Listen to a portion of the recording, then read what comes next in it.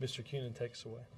Thank you, Robert. We had a little House Democratic action today. And in the wake of that, the Speaker said that the tax plan would not come to the floor unless it was improved per word. And I'm wondering, what does the President think of that kind of repudiation from the Democrats, and what can you possibly do to the tax plan to make it more appealing to Democrats? Can you just tweak it around the edges, things like energy tax credits and so on, or can you actually go after the estate tax and make any adjustments to that would appeal to them? Well, let me just say, first and foremost, as you've heard the President over the past several days, he understands that there are parts of the agreement that Democrats don't like. He's certainly one of them. Whether it's the upper income tax rate changes, whether it's the additional changes to the estate tax, there are certainly parts of this that I've read that Republicans don't like. So that, by the nature of it, is compromise. If there are ways to strengthen the framework that are agreeable to everybody and strengthen the coalition, that's good. I think that's something that we'd have to hear. I think that's something that House Democrats are going to have to talk about in terms of what they want to do and what they want to see. I mean, obviously, as I said yesterday in response to several questions, if everybody took out what they didn't like, we would have nothing. And we know the consequences of doing nothing, and that's why I strongly believe, and the White House strongly believes, that at the end of the day, Congress will give the American people a vote on a plan that prevents their taxes from going up by several $1,000s at the beginning of the year, that will prevent millions from losing their unemployment insurance. And as this agreement does, the framework of this agreement, give strong incentives for job creation and economic growth. Is the estate tax, for instance, which is the one thing that they have seemed to be zeroing in on, is that essentially off the table as a... Well, again, Jim, I think that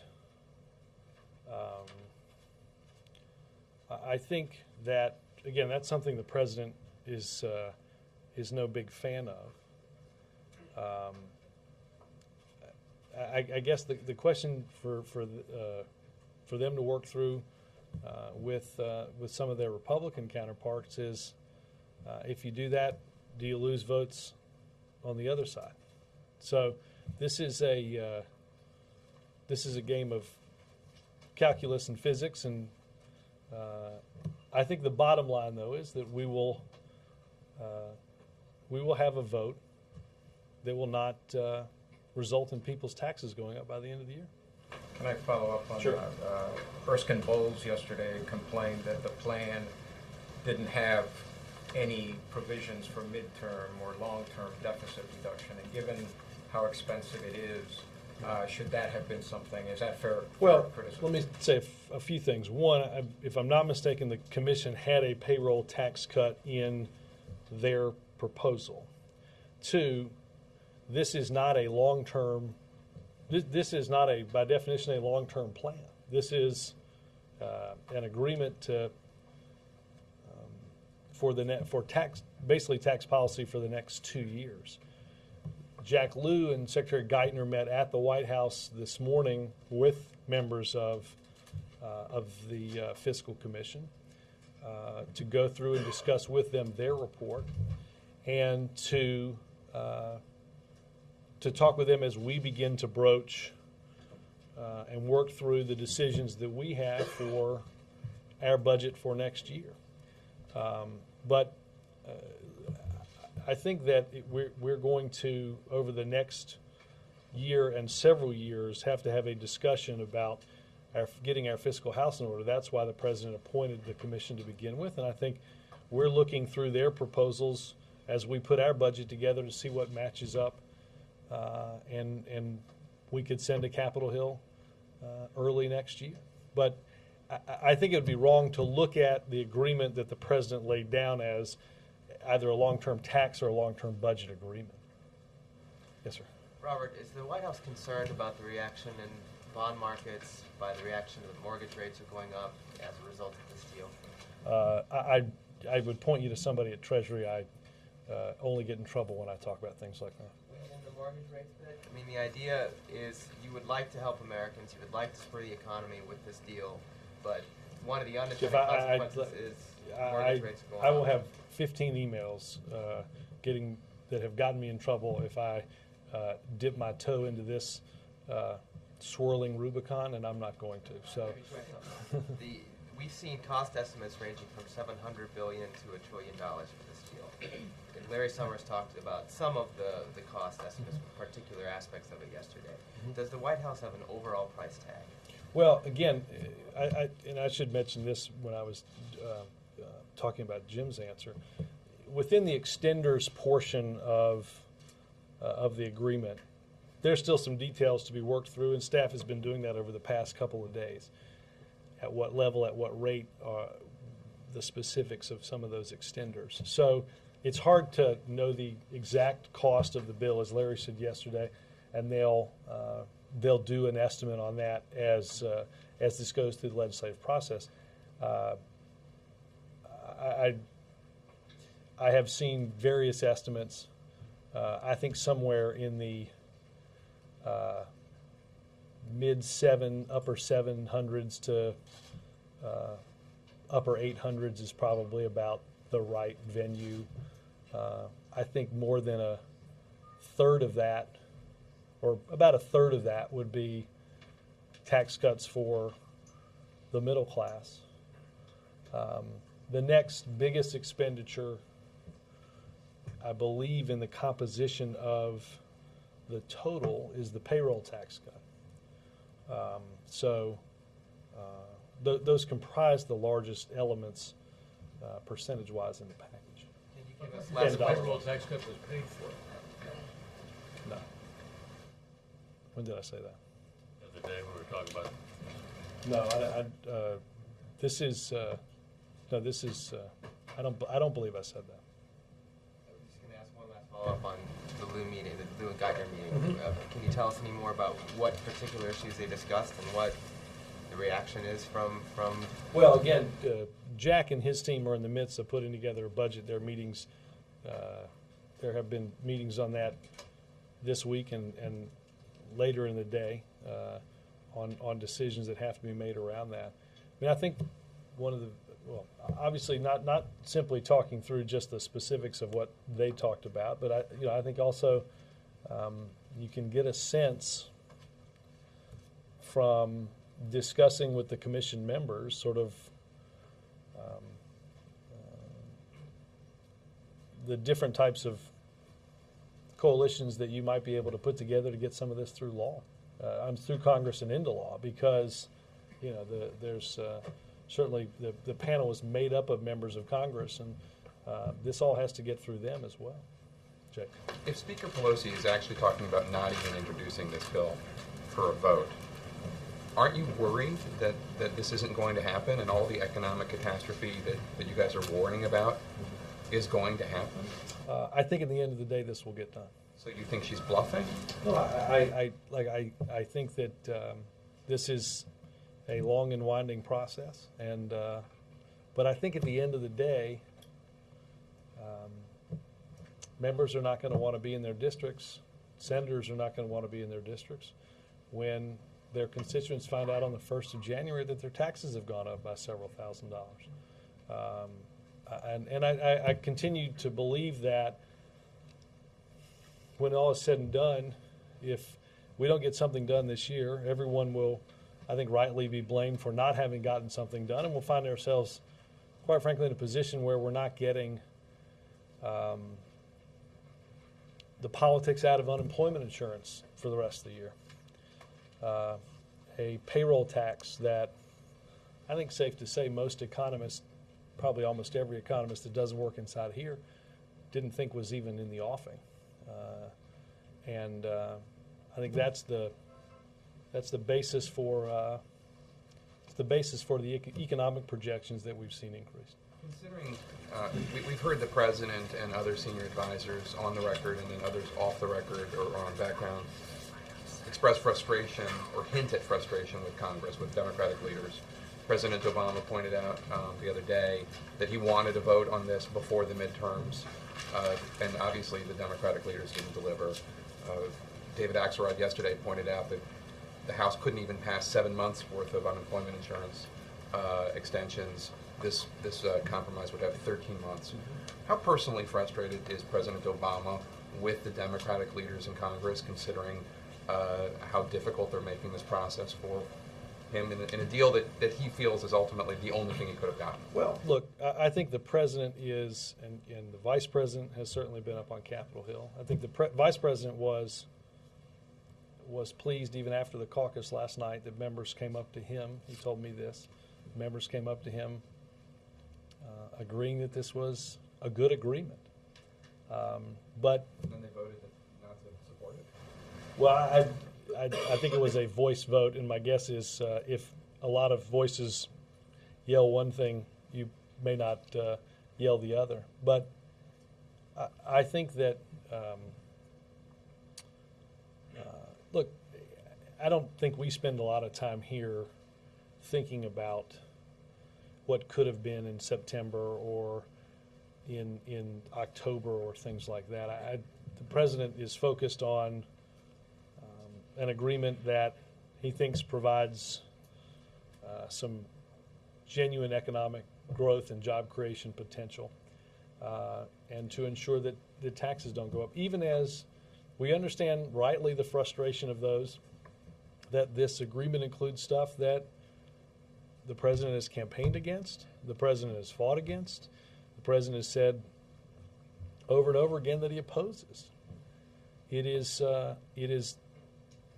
that part that makes it compromise. And again, I think in the end of the day, the president believes that this agreement, the framework we have, will be the basis for what prevents middle-class tax rates from going up on the 1st of January. Let me just put a button on this. Have Speaker Pelosi or Leader Reid offered an alternative deal that could get through the Senate? Not that I'm aware of, but I would direct you to them. Not that I have heard, no. On the estate tax, there are a lot of prominent Democrats, including Congressman Clyburn, who really saw this as pouring salt on their wounds, that this was something that took them by surprise and was an unnecessary gift to the rich in their perspective. Is the president not willing at all to amend his position on that, perhaps take the estate tax back to the 2009 level? There's many Democrats. What was the 2009? I don't. 45% with a 3.5. 3.5%, 3.5 million at 45%. That's a $46 billion 2-year price tag, as I understand it.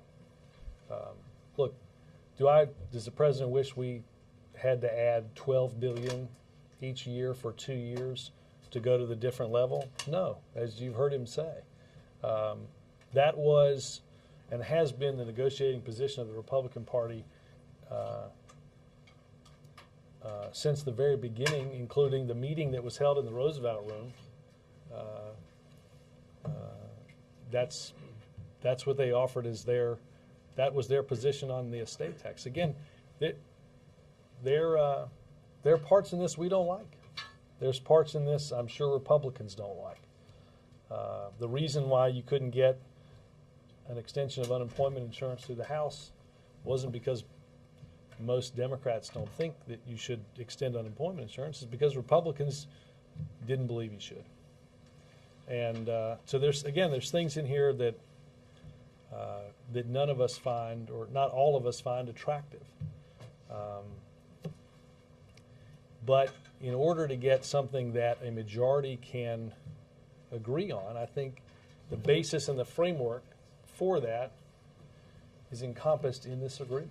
There's several Democratic lawmakers who did not agree, did not feel that this meeting with the vice president went well, and they believe that the administration... Again, compromise. Well, they believe that the administration presented it as a take it or leave it deal. Are you saying that the president is presenting this as a take it or leave it Well, kind again, of deal. I said yesterday, and I said earlier to Jim's question, and that is, if there are ways that this agreement can be strengthened that everybody signs, everybody believes in, but understand, again, if one side takes out what they don't like and the other side takes out what they don't like, we're going to have that. And that, a blank piece of paper, is not going to prevent middle class tax rates from going up. It's not going to prevent. It's not going to prevent the politics that's going to get played every 3 months for all of 2011 with extending unemployment insurance, even to the tune of watching the benefits of 2 million people expire before Christmas, before the end of the year. Again, a perfect deal? Not by any means. Are there things in it the president doesn't support or doesn't like? Some of them in here are things I've heard him be opposed to for as long as I have been with him, and that goes back to April of 2004. But the nature of compromise is taking enough things to get an agreement through, and I think in the end we will. Does the president need to go to the Hill to make his case personally? Again, the president's been making his case, and the president will continue to. I have another dead horse to beat. Be careful. Don't preface the question. Well, You have to admit it was pretty good. the Surgeon General this morning told one of our correspondents, when asked about the president's smoking habits, quote, he's working very hard to stop. He's been working very hard at it. So my question is, how hard has he been working at it? What's he doing? I have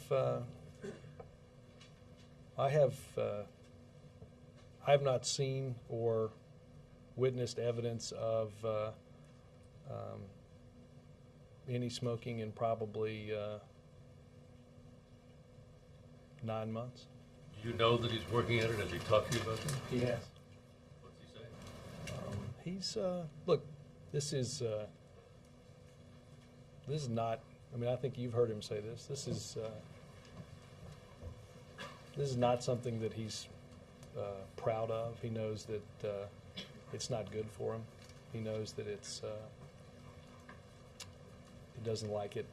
He doesn't like children to know about it, obviously, including his.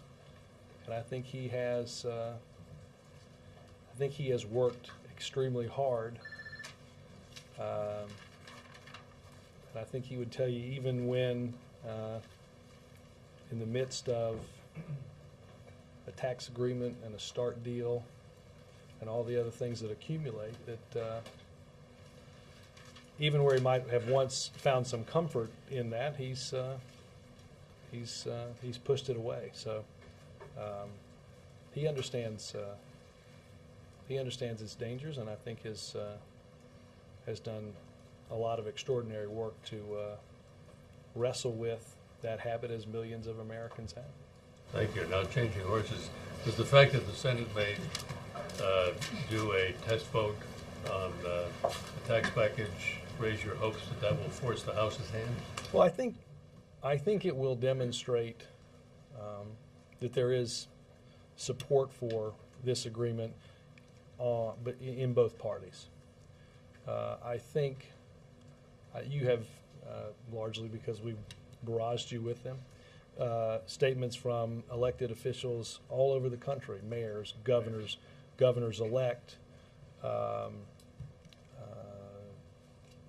from big cities, smaller cities, big states, smaller states, that believe, as the president does, that we have to do several things. Ensure that taxes for the middle class don't go up. Ensure that we get an extension of unemployment benefits, and assure us that we get some real economic bang for our buck, and something like a payroll tax. So I think it will obviously legislatively bring us one step closer to getting this agreement, and I think in the end we'll get something done. Yes, sir. A number of op-eds today suggesting this compromise is the president's reaction to the midterm elections. And yet there are officials who say that some of the elements of it are things that simply wouldn't have worked in '09 when the Republicans wanted the stimulus package to be predominantly tax cuts and not spending. So which is it? Or is it a combination of both? Help me, I don't understand the second part of your question.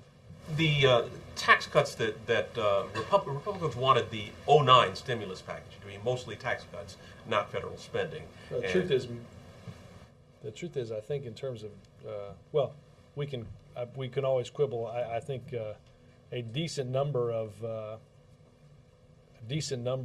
several $100 billion, probably more than a third of the bill was tax cuts. And they wanted more. Well, they didn't want more enough to vote for it because they all support an AMT tax relief, and they wanted more tax cuts than spending.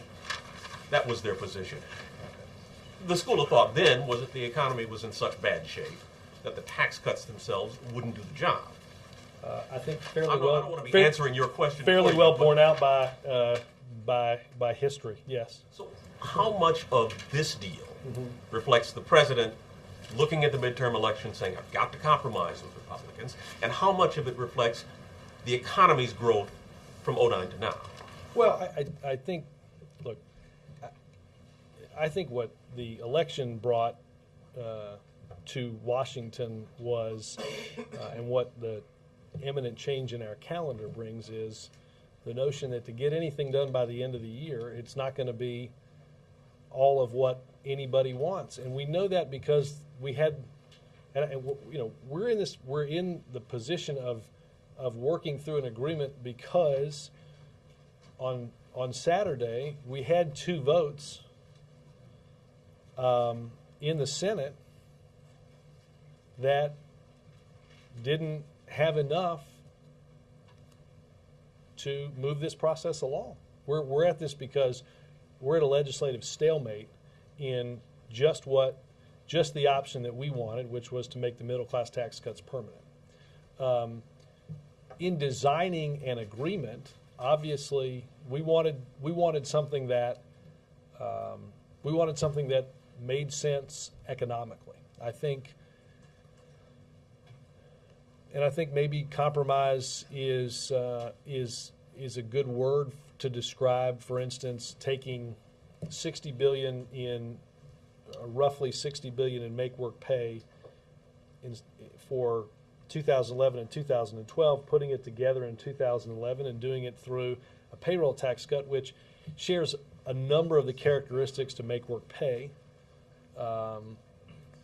Doing it with a greater bang for your buck means the benefit to the middle class is greater for virtually every family under $106,000 or roughly $107,000. I think it is an understanding that the only way we were going to get something done after the votes on Saturday was to work together, and in doing so, we wanted something that provided economic certainty and grew the economy. Are we looking at the calendar here, or are we looking at a new President Obama? Is this a move toward the center? You want me to say triangulate? If you feel you'd like. No, I don't. Are we going to see the same kind of compromise in 2011? Well, look, I'll say this: we have, if you look at what the president took, as he talked to you all about, that we took a pretty bad press day in Seoul, Korea, to walk away from an agreement that we believed wasn't as good as we could get, and we got something that ended up being better for our country and for our country's workers, and because of that, put together a coalition that I think stands a better chance of getting through Congress, because Dave Camp and Sandy Levin and Ford and the United Auto Workers are supportive of that newer deal. I think that's a coalition that can get a trade agreement through Congress. I think START is going to pass by the end of this year with a pretty big bipartisan vote. And I think in the end this will pass with a bipartisan vote as well. And I think that is what the American people asked for in this election. And I hope it is a sign of things to come. So this compromise, this time of compromise, is or is not likely to be what we'll see over the next couple of years. Well, I think the president's certainly hopeful that we can get into a room and discuss issues like adults and come out with an agreement that, while we might not all like, is in the best interest of the American people. And in this tax agreement, it's to preserve the middle class, families from seeing a tax increase. That's what's animated the president, and hopefully that's what will bring us an agreement. Chuck. Robert, the six-pack of group of folks that were negotiating the tax deal, they stopped meeting as a group of formally. It sounds I think it was the Friday before the Senate held those votes that didn't pass, and then you guys announced a deal. Did you cut out the House Democrats too quickly? Did you not bring them in on the loop? That seems to be the common complaint among this House Democratic caucus, is that you Chuck, guys I don't didn't loop them in on the negotiations enough. Did you guys make a mistake? I don't. I'd have to go back and look through the scheduling of when each of these meetings was done. Look, again, I think that the frustration there's understandable frustration about what is in this agreement. Like I said, they saw basically the agreement came out, and they didn't. And a lot of House well, Democrats felt as if they were. I guess I'd push back on that a bit, because we had the leaders of the House and the Senate down here a couple of times. I believe once over the weekend, maybe more than once over the weekend, and then on Monday before the president went out. There when you were cutting a deal with McConnell and Boehner, but was Speaker Pelosi in the room? Was Kristen Holland in the room which is part of a negotiation there? Again, I don't know who was in every meeting, Chuck.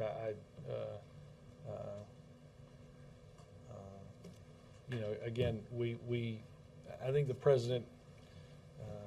I think the president continues to believe we got a good deal. Congressman Elijah Cummings implied today that START and the estate tax are connected in the negotiations with Senator Kyle. Yeah, I think a number of us have continued to say that's not true. What gives you the confidence that you're getting a START vote, since we're now less than a week before? We're less than a week away about a week away before the official recess. I don't know that I'd make a ton of plans in that intervening week. But you still have. Sorry to deliver coal in the occasional stocking, but I'm not. You still have Mitch McConnell's word that you're getting I a vote. think we're gonna look. I think we're gonna get a vote for a number of reasons, not the least of which it's the right thing to do. I will say, going back to Wendell's question. When was the last thing we proposed that the last six Republican secretaries of state thought was a good idea, that didn't have the vast support of the American people like START does? It's the right thing to do for our relationship with Russia, our relationships in the world. It's the right thing to do to cut our deployed nuclear stockpiles. And that's, I think it will get done because of that. Today, the Transportation Department is pulling money from Wisconsin and Ohio for light rail and redirecting this money, stimulus money, to other states. Both Wisconsin and Ohio just elected Republican governors who ran in part on pledging they didn't want to go through that project. Why not let them use that money for other transportation projects? Because the money is written into the law to be for high-speed rail. Both gubernatorial candidates, now both gubernatorial or governors-elect, told us they weren't going to spend that money as the law is written. And as you know, and I think your network and many others have done stories on ensuring that we spend this money the right way. And if if grants that are obligated to places that aren't going to use them as the law intends, then we will give that money to places that will use it as the law intends. Considering the pain that Wisconsin and Ohio have in their own economy, and the point of this money was to pump money into some of these states, particularly those two states, would you be open to changing the law so that money could be used for other transportation projects? Let's be clear, Chuck, that building high-speed rail would alleviate the very problems that you just described. Now, you can ask governors-elect whether they decided not to put people in their own state to work just because Barack Obama decided that, or just because Barack Obama proposed it as a project. My hunch is that there are people sitting around their kitchen tables in Ohio and Wisconsin who are wondering why they're not at work because partisan political food fight by a governor-elect. Those people could be at work if they spent the money as it was legally intended to be spent. Jonathan. You know, this question about START, about whether there was a START connection, you're treating that like some kind of nefarious thing, but it's fairly standard procedure, especially when you're negotiating with the Senate, to try to get some kind of more universal or broad floor agreement. When you agree on one thing, you're going to say you're going to have a vote on another. Was there any effort to get anything, from Mitch McConnell to assure, This is if not a you START wrote like vote? 3 stories about how we supposed to. I'm supposed to trade some of this for some of that, and get some of this for some of that. That just wasn't. We were working on an agreement on how taxes was going to be treated over the next 2 years. And did you try to get any assurances on Republican votes, that if we do this, then the Republicans can deliver that many votes? Jonathan, I was not in each of these meetings, but again, I think these are legislation that's going to stand on and be approved on its merits. Finally, on Don't Ask, Don't Tell, we've now seen a number of Republicans in the Senate come forward in favor of it, but there's some dispute on how that vote would take place procedurally. And I wonder what involvement the White House is having on that, resolving that, and whether you think that Don't Ask, Don't Tell could also be passed. I think it can, and I think as you mentioned, Jonathan, there are a number of individual senators that have come out in support of ending an unjust policy. As I said yesterday, the president has made calls to Democrats and Republicans on both Don't Ask, Don't Tell and the DREAM Act. I will check with Legislative Affairs if there's, anything that's going on, particularly to break the procedural logjam on the number of amendments. Robert, quick follow-up to your response to Bill's question about the president smoking. Should we take that to mean that he's quit? You said you haven't seen any evidence or seen him smoking for 9 months. Has he quit? For that 9 months, yes. I mean, I don't. I'm trying not. I don't want to be flip. I mean, I don't. I think the president will be the first one to tell you that it's a struggle. So how's he done it? How did he do it? Is it the gum? He's stubborn, and has look. This is something that he's thought about for a while. This is, as I said, I think this is something that he's aware is not something that's in doing is in his best interest or his health, and I think he's thought about that for quite some time. One more and something else. Is he going to? Can we expect him to speak about, or maybe even to, Nobel Peace Prize winner Liu tomorrow? As it relates to Liu Jiabao, when he was awarded the Nobel Prize, the president was among the very few who put out a statement both congratulating him and calling on China to release him. And the president, we will release a statement reiterating that tomorrow. That would be a written State. Yes. What's the official U.S. representation there? What at the ceremony? What's the decision on that? I believe our ambassador will be there. What message is that? Some countries are boycotting it. Well, no, I think we're there in showing support for the committee's decision, and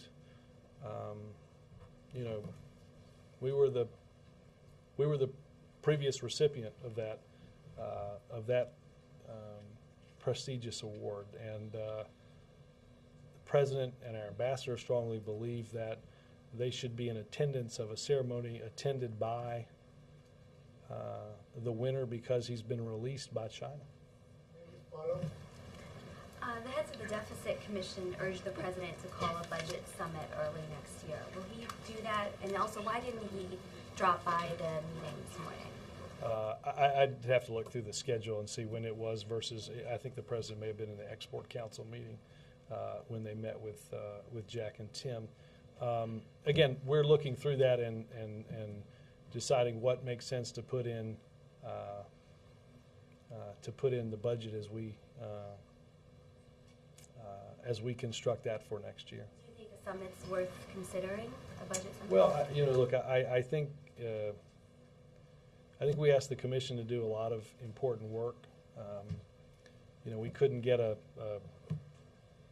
law through to set up a commission, so the president believed through executive order that it was important to do that through his power, and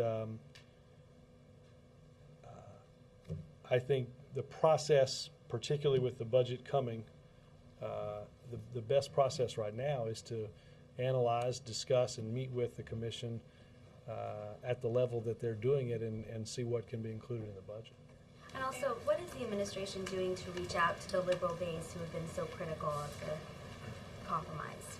Well, again, I think you all have documented the vice president's attendance on Capitol Hill. I think you've seen quite a bit of staff up there. There are discussions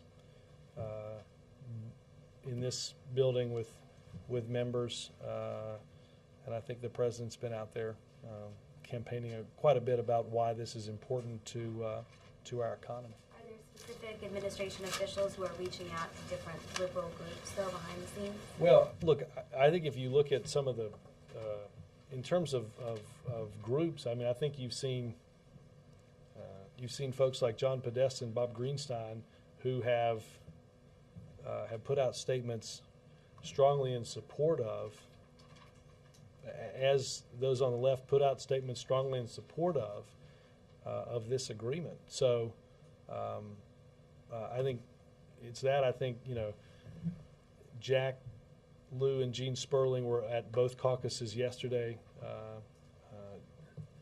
separate of the vice president at the Senate caucus yesterday, and then with him later when he met with the House.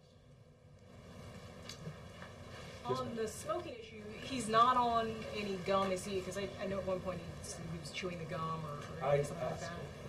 I think he's still chewing gum. Okay, he's still chewing the gum. Okay. And on Don't Ask, Don't Tell, if the efforts to move this forward fail, what is the president prepared to do? Well, I think our efforts right now, Neil, are focused on, as we have always said, what we believe is the best and most durable solution. That is one through Congress. That's where our efforts are directed. That's the reason that Secretary Gates worked through with the military the study and the attitudinal study of our men and women in the armed forces. And I think there's no better advocate in that than Secretary Gates and Admiral Mullen in believing how much this needs to get done this year. I think the president strongly believes that one of two things is going to happen. Either Congress is going to solve this legislatively, or the courts are going to decide this. And the policy is going to come to an end.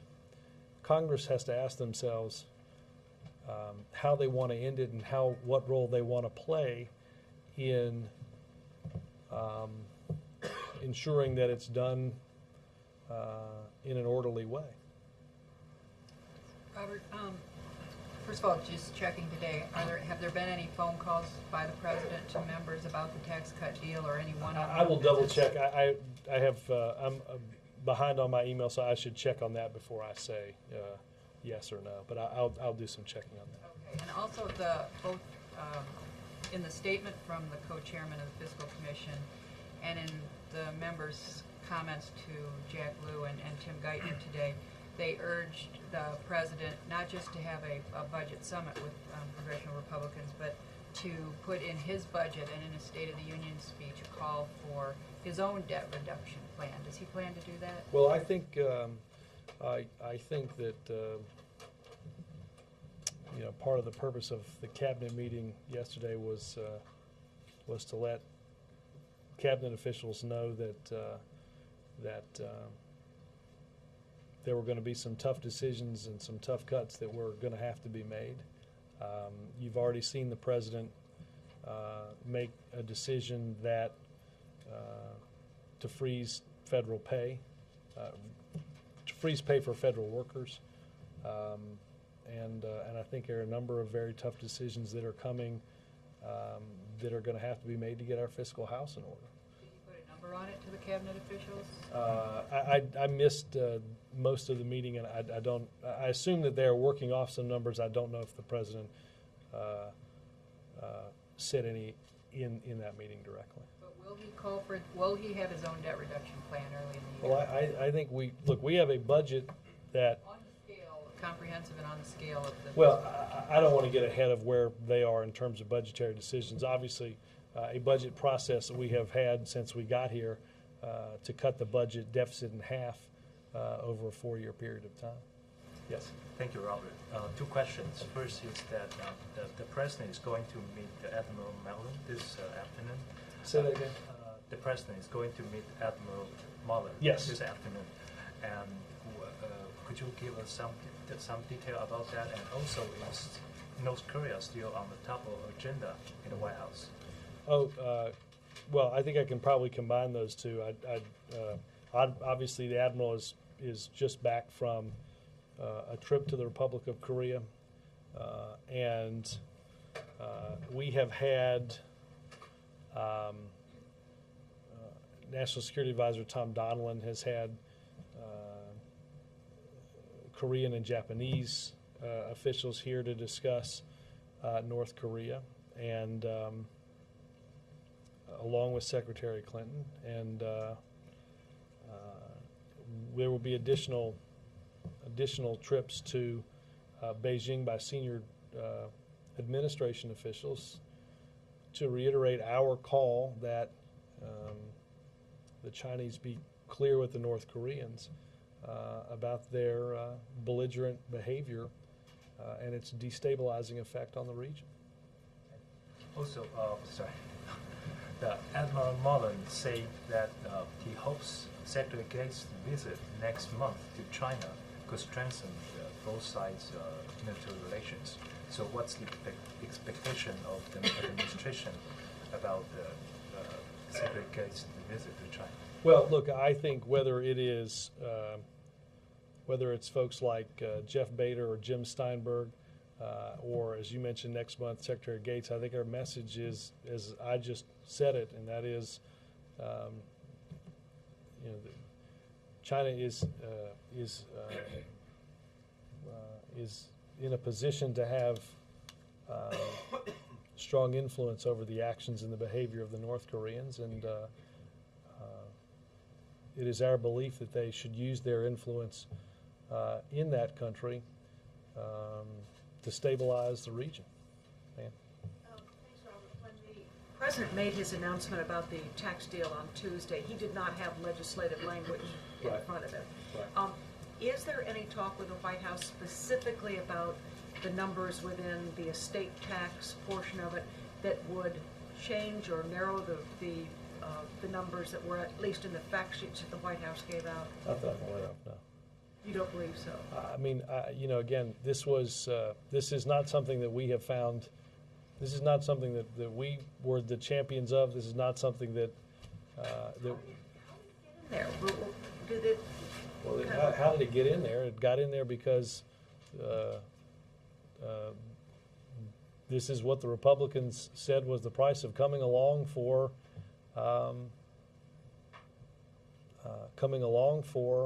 extending tax cuts for the middle class. You know, the president stood up here and said, you know, our goal is to protect the middle class, and their goal is to protect the very wealthy. I think it's pretty safe to call that Exhibit A in that argument. You know, again, as both Jonathan and Suzanne talked about, the 2009 level was a $3.5 million exemption and a 45% rate on estates that exceeded that individual level. This is a $5 million exemption and a 35% rate. Again, would we prefer a different rate? Yes.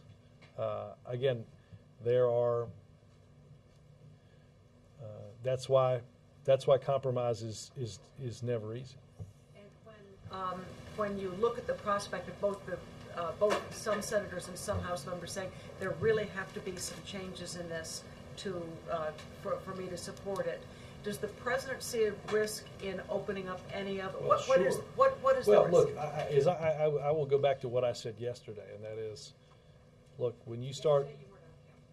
No, but I'm not sure that my tie in this suit definitely will change this answer. But you know, we have. Obviously, I think it goes without saying that if you start to unpack this deal significantly, we're going to find ourselves sort of where we've been for several months, and that is at a stalemate. And I think, again, understand why we are here. We couldn't get a piece of legislation that went through the House, through the Senate. That's why we are, and that's why it requires that we take some of what we may not like and some of what we may not be a strong supporter of in order to get enough people along that can get something done. And I think if all we could do is this by our own choice and by writing all the rules and what have you, you know, I hear people talk about that. We tried that. It didn't get through the Senate. It's not. It's just. You still take it or leave it. No, as I said earlier, if somebody can figure out how to make the agreement better for everybody, as Bob Barker would say, come on down. You know, nobody would walk away from that. I guess it wasn't Bob who said that. It was the guy who. Oh, it was. It was the announcer, technically. Who? No, but but seriously, but again, But again, you know, look again. Is the example I used earlier? If one side takes what the other side, if one side takes out what they don't like, my hunch is that that's what the other side likes, and they'll take out what they don't like, and then we're sort of right now. What we're not saying is well, some of that give and take. Again, as I said earlier to Jim's, I think first question, or somebody along the beginning here is there are extenders. What we had is a rough figure of extenders that I think is still being worked, the details of which are being worked through. Robert, Peter. thank you. We've seen an aggressive effort on the part of the White House to pass this package, obviously. We're seeing daily emails from the White House, learning various public officials who are supporting this. You guys haven't learned so many mayor's names in the last 24 hours as... There's a quiz. I'm just warning you at the end of this. This was Charlotte Mayor. It's different from what we saw over the last 2 years. I'm not sure I remember anything quite so concerted and as aggressive as this. Is this a model for what we might see going forward? Is this a new approach on the part of the White House to sort of build support and consensus behind what it wants to do? Well, look, I will say this. I think it is important to understand that, again, while there are differences and while there are those that have and will continue to express their concerns. I do think it is important to understand that, you know, the mayor of LA has a number of constituents. The governor-elect of New York and the mayor of New York represent a lot of people. I think it's important that we understand that there are even members in the House and Senate that they don't always get on cable TV, but they're there. And we think it's important that people understood that. A quick follow-up. You mentioned the president. Plus we have free email. You mentioned the president has quit smoking. Anyone else in the White House that you're aware of who's taken up smoking? Under the law of conservation of matter, that if one thing ends, another. I don't. That's. Anyone taken up smoking to cope with those? That's an excellent. Wow. I think I can say this too. I don't know that Marvin Nicholson, who has smoked as long as I've known him, he has also quit smoking. So it's broken out. Have they started gaining weight? Can I go on background as a senior administration official? I'm sorry, Marvin. I had to. I think that I don't know of anybody that has started smoking. Not that it. Well, I'm not going to make a joke about that. Lord knows. Yes. I just have a follow-up to Peter's earlier question. Yes. Are all these emails and letters from various elected officials intended to pressure elected officials in Congress to come out to support the bill? Well, I think they're intended. Honestly, they're intended to show that this is an agreement that has strong bipartisan support. And sorry, real quick about Attorney General Eric Holder sent a letter to the Senate asking them not to include a provision banning Guantanamo Bay prisoners from coming to the United States. Will the president sign a continuing resolution that has a provision like that in it? Well, I think we would evaluate the answer to that. We would obviously, you saw the Attorney General's letter consistent with administration policy and has been for quite some time. Before we would make any decisions about signing that after it's been through the legislative process. April? Robert, back on the tax issue, the Democratic caucus is using a word like they are like revolt. They're saying they're revolting against this administration for what they're calling a bridge too far. Using your Bob Barker analogy, they're saying the price is not right because that was pretty good. I'll give you that. That was good. Rod Roddy is the guy's name. Oh, look at what he did. No, somebody fact checked it from me. Oh, good. There you go. Right, You'd think Rod Roddy would be a name we could remember. Okay. All right. Well, okay. Going back to the price is not right. Yes. They're saying with this bridge too far on the estate tax, you would have to borrow $68 billion from China to give 32,000 families a relief with this tax. Again, as you've heard the president say, it's not. This is not something that. This is not his idea. But I do think, in a series of fairness, the 2009 level, the exemption of $3.5 million at 45% is not cost-free. I do think it's important to understand that I'm not great at math, but I think the overall estate tax component is probably in the $70 billion, probably about a $70 billion expenditure. 2/3 of that is 2/3 of that is the 2009 level, the $3.5 million exemption and a 45% rate. Because understand now, if you simply extended the estate tax where it is now, it's zero. No rate, no exemption. You're free to go. In 2009, it's 7%, and then now it's 10%. I mean, 10 million for, excuse me. Right. No. It's an individual exemption, and obviously, if you have, if you're married, you have an estate that's an individual. the 5 million is an individual exemption. The rate obviously holds.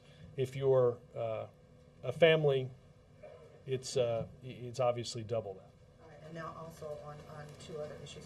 How is this administration promoting a credible election in Haiti with all the violence and uprising? Let me get some. I'll get you a statement on Haiti. And with smoking, many people say it could be linked to pressure, or it could be something to relax the person. What did you see the president do? What was the time frame? How did it happen? What was he involved in at that time when he was smoking? You last saw him smoking 9 months ago. What was the issue? Was he having fun? I can't remember the last time. I mean, I don't remember the individual setting. I don't know that I would disagree. I don't know that I would disagree. It's a bit of conjecture. I'm not a smoker, but I think if you asked him, he would likely say that for both. And again, I hesitate to do this on camera, just in terms of for both, for enjoyment and for some relaxation as from the pressure that you mentioned. Again, I hate to do this because if there's anything in the world that I hope my son never, ever, ever, ever does, is this. And he can. His grandfather was a smoker until a doctor told him that he had lung cancer. He's still here, and hopefully will be for a long time. But you know, I was told that by my dad at the end of my son's 3rd or 4th birthday party. So it is. I think the president understands that it is as I said, this is not something that this is something he's greatly struggled with, and not something that he's altogether proud of. With Ethan in mind, thank you, Robert. Thank you. Robert, tax bills are famous for a lot of deals, a lot of lobbyists getting things tucked in at the last minute, a lot of horse trading.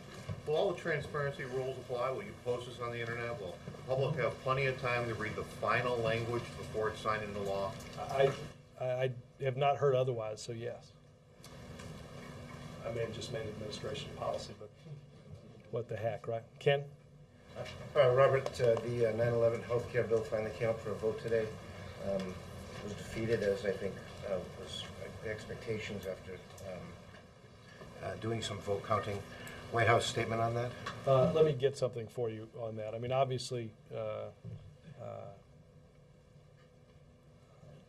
we have to do all that we can for those that put their lives in harm's way and who risk their health in order to save others on that day. Bill? Robert, follow up this. The New York delegation they're trying to see whether or not it's workable to now attach this to the tax cut deal. And they've got about 50 signatures, or about 50 supporters, they claim at this point. Wondering if that's anything that's on the White House radar screen. Is that doable? I don't know the answer. Let me check with legislative affairs on some of that. Bill? Robert, you've told us several times that on the Middle East, that a freeze on the settlements was at least one of the essential building blocks to successful peace talks in the Middle East. And it sort of got lost this week. Nobody's asked about it, but the United States dropped its demand that Israel freeze the settlements in the Middle East and on the West Bank. So what happened? Let's be clear. I want to amend, if I can, your question. Our administration policy on settlements is I think, we have the same position as administrations have had for probably dating back to Johnson on that issue. As I said, I think at one point I was reading through some old transcripts, and Reagan was asked about it on settlements. This is back in like 1982. So it's a well-worn position of our government. We still believe that it is in the interest of both sides to seek a comprehensive peace. We will continue to be engaged to get each of the sides to take the steps that are necessary to get back to direct talks and to make progress on a two-state solution. When the parties were here earlier in the year, we said this was going to require constant attention and constant effort. And we know the progress is almost impossible to make without our engagement, and we'll continue to be engaged in and continue to have work with the parties to do what's right. But this is a change in the position of the administration in terms of supporting the Palestinians' belief that a freeze is the first step towards serious talks. Well, is this just, do you then at least admit that this is going to make it a lot more difficult to come to some agreement? Look, not being able, I think we continue to believe that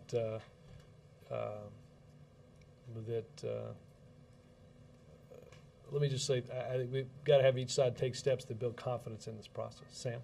Yeah, if I missed this, back on the tax stuff, I missed this, I'm sorry. But from the White House perspective, what's next? What do you do next? I mean, Speaker Pelosi says she won't bring it up. You say you're confident she will. How do you square this? What I said was I believe that at the end of the day, maybe not today, but at the end of this, we will have a proposal that passes and the president signs that prevents middle-class families' taxes from going up. I think the next step, as I understand it, is that the Senate will take this up, and I think that's one important step on this legislative highway. And I think as you've certainly seen senators, they've looked into this deal, they've analyzed this deal, they've seen others' analysis of this deal, and I think more and more people have supported. Yes, ma'am. On the Deficit Commission? Yes. On the tax side of the equation, they called for basically eliminating tax expenditures and slashing. Eliminating what? I'm sorry. All the tax expenditures, to get rid of all of them. And to Oh, you're talking about loopholes and such? Yeah, and then lower tax rates as a result. So do you see a big push for tax reform then? Well, look, I think I have heard the president and others in the administration talk about tax reform. I think it is something that that the president would like to see us begin the process of broadening, cutting loopholes, broadening the base, and lowering tax rates. I think it is important to understand that that is not a process that will happen overnight. That will take, as it did, I think, in the last major tax code revision in the mid-'80s. That will take some time, but I think it's something that the president and the team certainly believe that it's good to start that long process. Yes, sir. Thank you. On Don't Ask, Don't Tell, you mentioned earlier that the president sees this ending either legislatively or through the courts. Yep. If it doesn't happen in the Congress, before the Republicans take control of the House, is the president prepared to live with a legal resolution? I will say presidents are not often afforded a decision about whether they'll live with the legal resolution. It is not, look, I think the first thing that the Pentagon would tell you is it's not their preferred route. Look, you saw a decent amount of confusion when the Ninth Circuit effectively ended, well, not effectively, legally ended Don't Ask, Don't Tell. There was some confusion about recruiting and how do you handle somebody who walks into a recruiter's office for a couple of days. The belief of the president, and I think importantly the belief of the Secretary of Defense and the Chair of the Joint Chiefs, not simply is the policy wrong and should be done away with, but doing this in a legislative way provides some transition period to implement the change.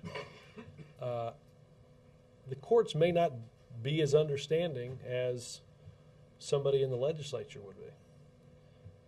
And you could easily face a situation where, because of a court ruling, the law of the land changes in an instant. And the best way to prevent that, and it's coming, is to do this through legislation. We've had hearings. We've had an exhaustive attitudinal study of the military, and it's shown that ending this policy will not provide a significant disruption to our forces.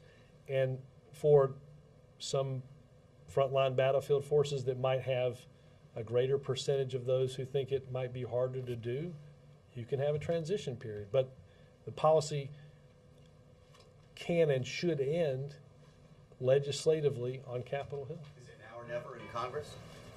I think it is an important period of time, and I think we are closer than we've ever been. And I think more and more each day you see senators coming out. The House has done this. The House has taken that step.